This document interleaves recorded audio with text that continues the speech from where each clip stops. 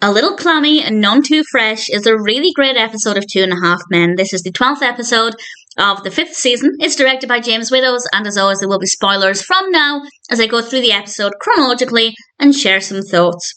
And it starts off with Charlie in bed with a date, and she's very sickly, she's sneezing, and the next thing we know, Charlie has come down with what we can assume is the same sickness, and he is very, very sickly.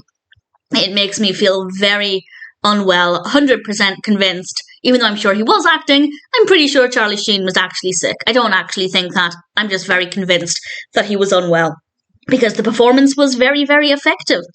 And he gets so desperate, he phones Evelyn.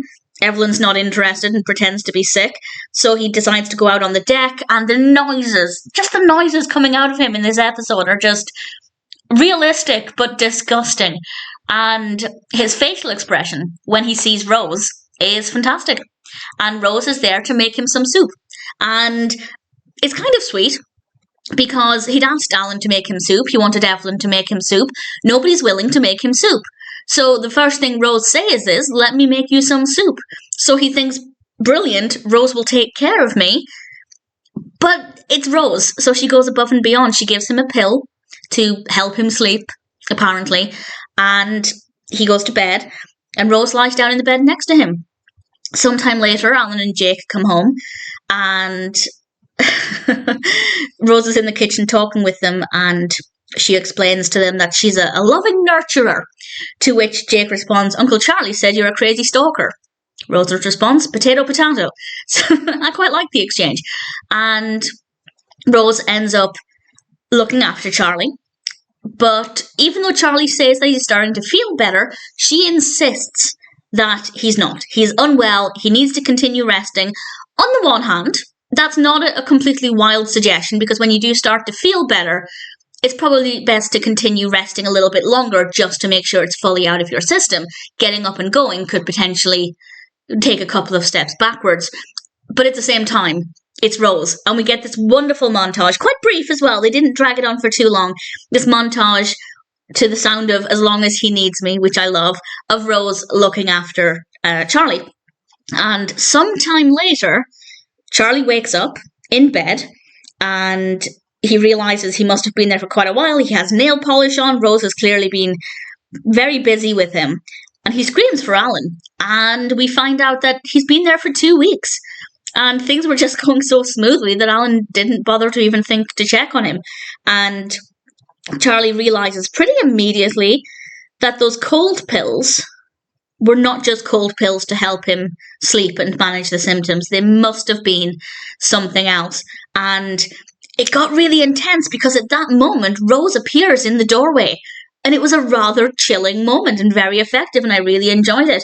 And it got kind of scary, actually, because Charlie was in bed with Rose on one side of him and Alan on the other, and he turns to Alan and basically begs him to believe him, that he is well and that these are pills that are apparently making him seem worse and knocking him out. And that it put a chill through me. I have seen several films, and I'm always drawn to these films, but films where somebody is in a mental hospital or something like that, a mental institute, or they're being cared for at home but they're restrained, where they're not mentally unwell, but somebody, usually a family member, has convinced medical professionals otherwise.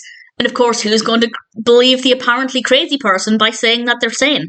And it's a genuine fear, and it's really scary, because obviously, I don't want to go on about it too much, but it's something I'm quite passionate about, mental health in general, and just the concept of thinking that you could be perfectly sane, but somebody who hates you, or I guess is obsessed with you like Rose, could make other people believe that you are unwell. And of course, if you're just saying, no, I'm fine, they're not going to believe you. And it's just something that I find personally very fascinating, but also very scary. And that is just terrifying, and I think they did a really great job of that. It's kind of a brief moment, and I've talked about it way longer than necessary, but for me, that was a very powerful, very brief moment. And Charlie ends up climbing down the side of the house, climbing in through Alan's bathroom window in what was really a bit of a jump scare moment. It's quite an intense episode, and Rose captures him. I didn't mean to use the word capture there. She finds him, and he says, he makes a joke about how he's just playing Anne Frank in the bathtub, which in itself is very dark. But interestingly, a few scenes before this, Alan and Jake had been talking in the kitchen, and Jake had asked Rose to go to the movies with him, and Alan had been trying to get Jake to do something with him. So Alan said to Jake, so you'll just go out with anybody but me. And to that, Jake responds, not anybody. I wouldn't go with Hitler. And I just think it's a bit interesting that Hitler and Anne Frank were mentioned in the same episode. A coincidence? Maybe not. Maybe they came up with one joke and then thought about the other one. But it was a bit dark, and it's an already kind of dark episode. It's really, really intense. And as I said, Charlie was in the bathroom and Rose caught him, and the next time we see, Rose is actually in the cafe, the coffee shop, and she happens to bump into the woman from the beginning of the episode, the sick woman Charlie was in bed with, and it turns out that this was part of Rose's plan, and this woman called Lulu had been part of it. Honestly, I didn't love that. And I kind of feel like when we have these suspicions about Rose's behaviour, I prefer, unusually for me, I prefer to leave it up to us as the viewer to decide whether it is actually Rose or not.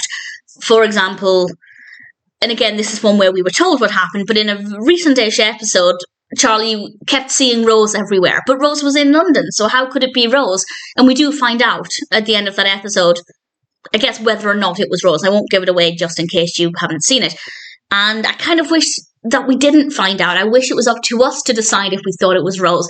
And I wish that was the case here as well. Because, yes, it very much looked like Rose was intentionally making him sick, but that could also have been just Charlie's fears and his imagination.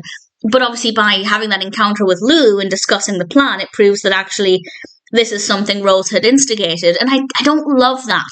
Ordinarily, with any kind of film, for example, and any book, any narrative, I hate open-ended stories. I want the writer to provide the conclusion. I don't want to be left to guess for myself.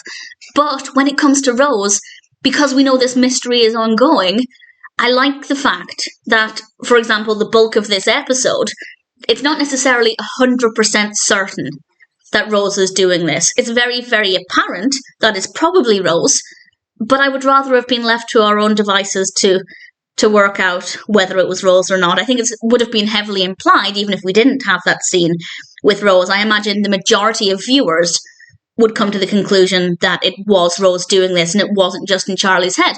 But I would have liked to have had that one left to my own thoughts. I don't know, maybe other people really need to find out whether it's Rose or not. And I could understand that. As I said, I hate open-ended stories. But because Rose is a recurring character, and this comes up time and time again, and the fact that it keeps happening, these mysterious circumstances, they would all kind of connect together, and we could all basically conclude that, yes, it's definitely Rose, but maybe there's a tiny seed of doubt in there as well. So I didn't love that scene. The final scene, not too bad. Charlie in his bedroom, realising he has a rose tattooed on him, and he says, not again. Pretty funny way to end things. Really good episode, really thoroughly enjoyed it. Yes, I wish it was a little more open-ended with Rose's involvement, but nevertheless, a little clammy and none too fresh is still a really great episode of 2.5 Men.